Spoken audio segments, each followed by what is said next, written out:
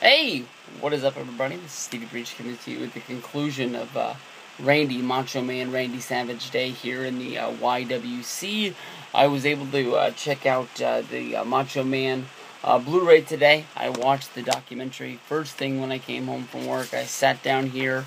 I ate some cheese pizza and had a few Shasta Colas as we sat back and watched the awesome documentary. And honestly, I thought this was a really good show from WWE. Jim and I was right. It was a very emotional ride from the very beginning. This is set letting you know that Randy Savage has passed on. And, the opening scenes, if you didn't check it out on the WWE Network with the live free preview, I think they showed like the first 15 minutes of the documentary last night. It starts with Lanny Poffo visiting the site where Macho Man Randy Savage crashed his Jeep in 2011. The year that I really thought that Randy Savage was going to be not really coming back to the WWE, was going to take on a little bit of a he wasn't coming back to WWE, but he was going to show his face in WWE. You can remember it was such a big deal when he showed up at, I'm not sure if it was at Comic-Con or if they showed a video, but it was for the release of the Ringside collectibles, Mattel, what are those things called? The big-ass figures. I think everybody went out and purchased that. It was the first Macho Man Randy Savage figure, basically, since they were made by the old sort of flexi figures back in the day that everybody used to get. But I really thought that was going to be, him coming back into the WWE family, where basically he would maybe take a position into the Hall of Fame, and things were starting to come back together. This DVD, honestly, to me, was a top-notch one. There's so many of them that come out, and you watch them, and you're like, man, this is the best one they've ever done. I was trying to, see where it was going to place in this year's top 5, bottom 5 DVD releases for my upcoming, I always do those at the very end of December to give away the DVD awards. And I think as of right now, it's going to be hard to beat this one. Here we are in November. The Paul Heyman documentary was probably one of the biggest releases so far. This one's right there behind it. I'm sorry, this one's right there in front of it. A little bit shaky. I just watched this. I know I watched Jim's sort of review after watching it, and he cried. And I didn't cry, but honestly, it tears on your insides. I mean, like, we're not supposed to be seeing our heroes die. And just like Jim said, watching the Mega Powers back in the day, it was one of the reasons that I fell in love with professional wrestling.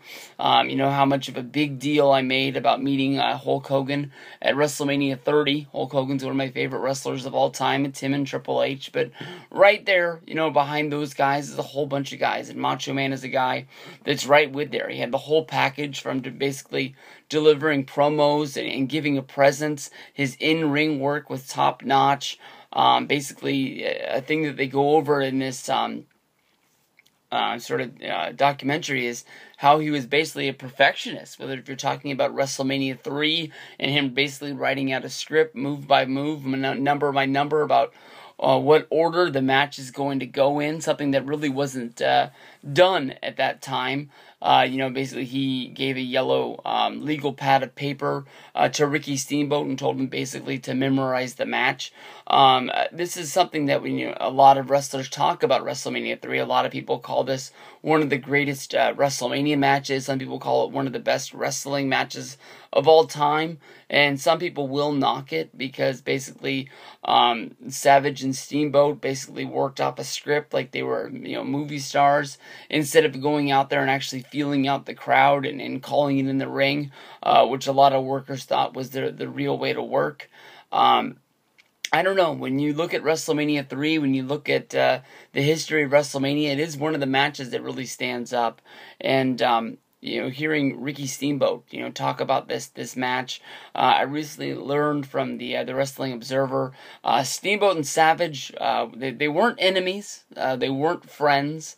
Basically, Steamboat said that him and Savage never really talked outside of wrestling. They hadn't talked before his death in a long, long time. They never really got together and reminisced about what that WrestleMania match meant. And you can tell as Steamboat was going over it at the end and talking about Savage's death.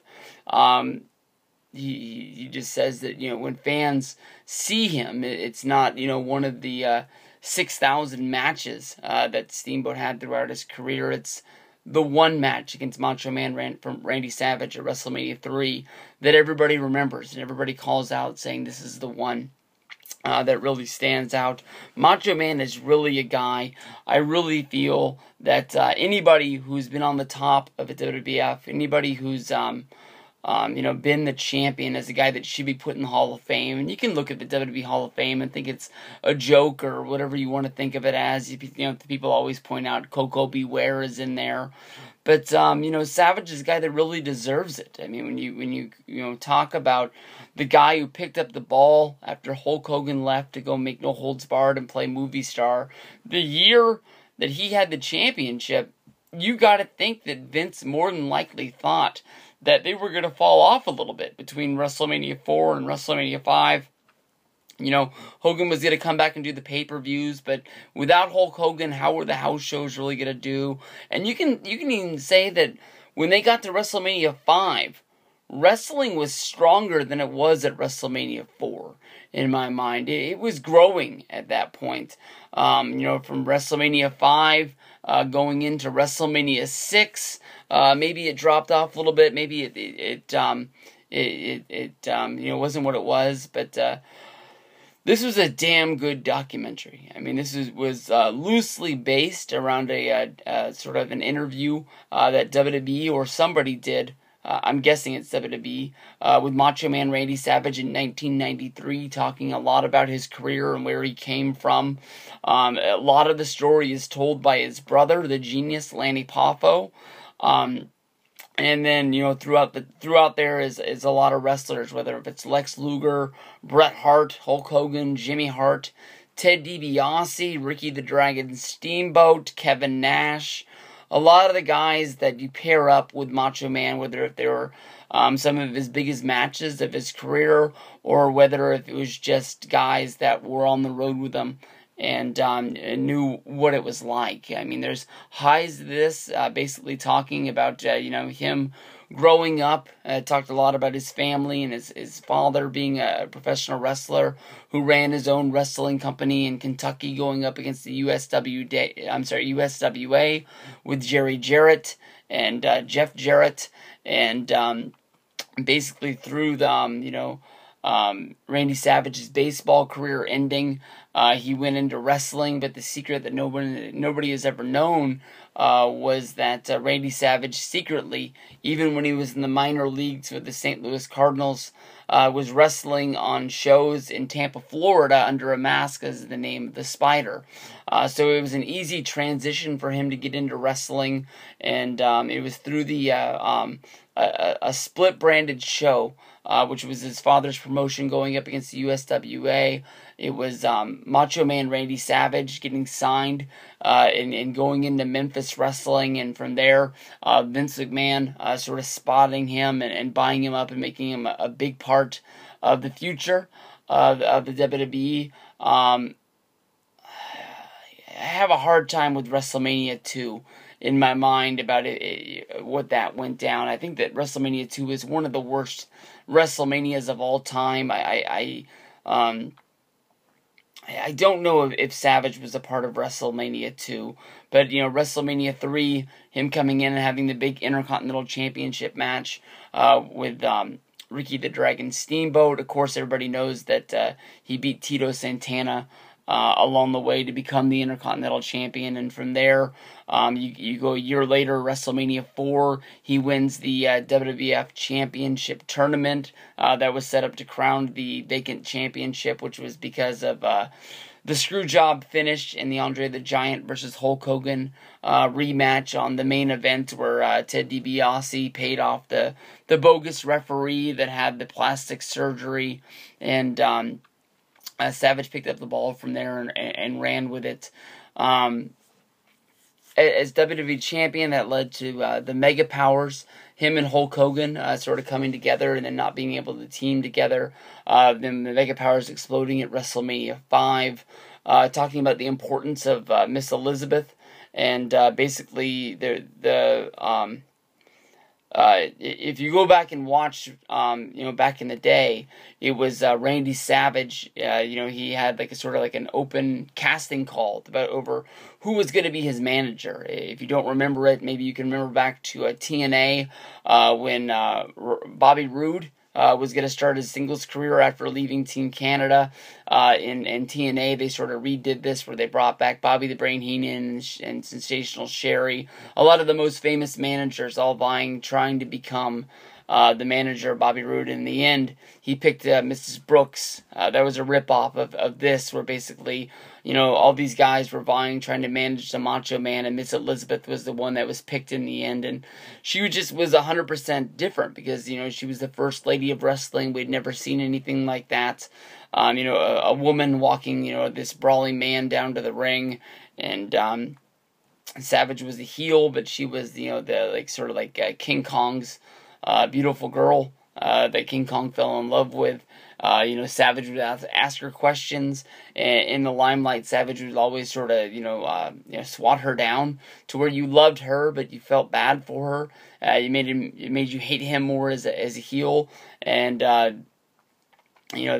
played such a big part of WrestleMania 5, was the breakup, and these two guys fighting not only over the WWF Championship, but fighting over Miss Elizabeth as well.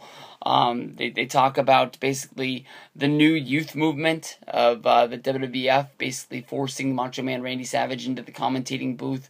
Macho Man says that he took some time off. It took him about a year and a half to get over the Macho Man and Miss Elizabeth divorce in real life. And he took some time off and wasn't wrestling. It really messed with his ego. It really messed with his insides, just basically thinking that he wasn't able to do what he once did. But he still had the fire inside him, so he took his ball to WCW, where he had a good long career and was able to prove that he could still wrestle. They talk a lot about the bad relationship that everybody thinks that there are, the nasty rumors. We won't talk about those because I want to keep this review really, really positive. Because of how much I love the Macho Man, and basically it's not hard to find those rumors if you don't know what I'm talking about, and I'm hoping that you guys will keep those out of the comment box down below.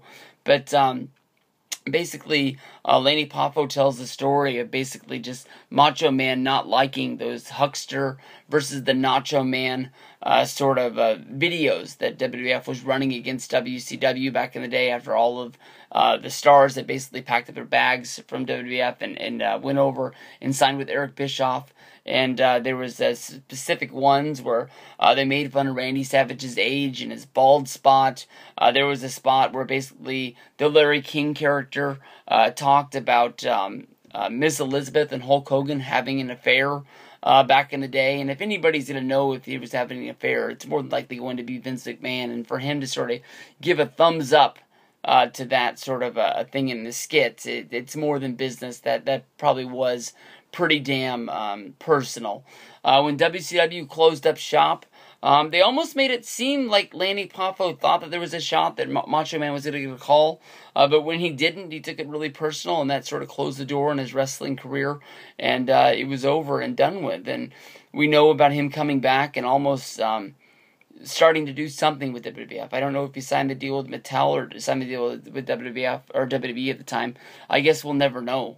But May 20th, 2011, his Jeep crashed into a tree when he had a heart attack driving down the road. Hulk Hogan, who is one of my favorite guys in the world, but he tells some pretty bullshit stories that it's hard to believe what he's saying, when he's talking about how they hadn't been friends in 9 years, but of course he tells a story of he's the guy who got Randy Savage a job in WCW, so it doesn't come together, your story, Hulk. But Great stuff. He was the cream of the crop. He was one of the best ones ever, Macho Man.